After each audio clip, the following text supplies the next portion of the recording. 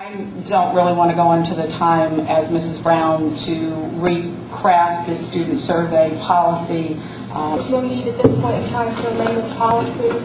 This proposed policy change has been intertwined with TeenScreen through this whole discussion as much as we've tried to make it two separate issues.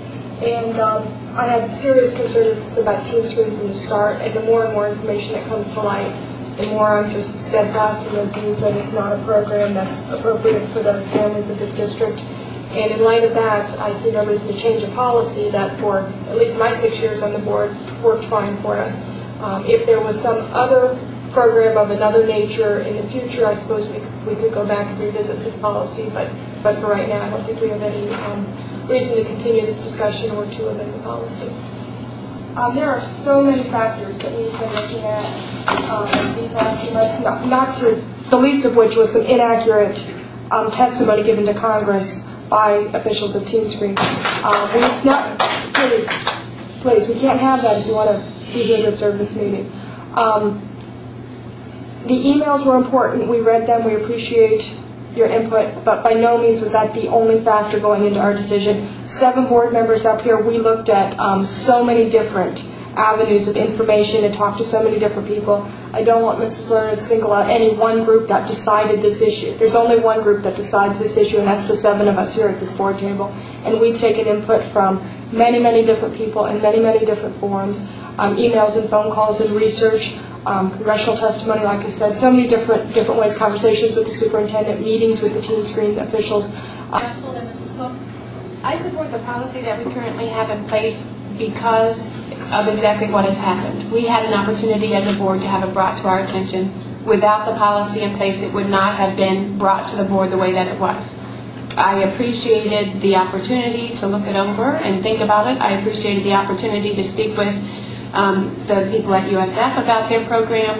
After a 2.5-hour conference call and question after question after question about how this would operationalize itself in our district, I was convinced that this is not what I wanted to have happen. My point, breaking point on this issue was, and I told Dr. Shern this, was I am very uncomfortable and will not do business with an organization that has gone to Congress and told them something that's not true. I looked at what we had in district. I looked at the information and the data that was there. My feeling is the district is doing a good job, and at this particular moment in time, after doing my own research and coming to my own decision, I do not feel that we need to change the particular policy that we have right now. And that is what I looked at. I looked at the fact that the system is saying we value this, and therefore we have put a system in place to take care of it.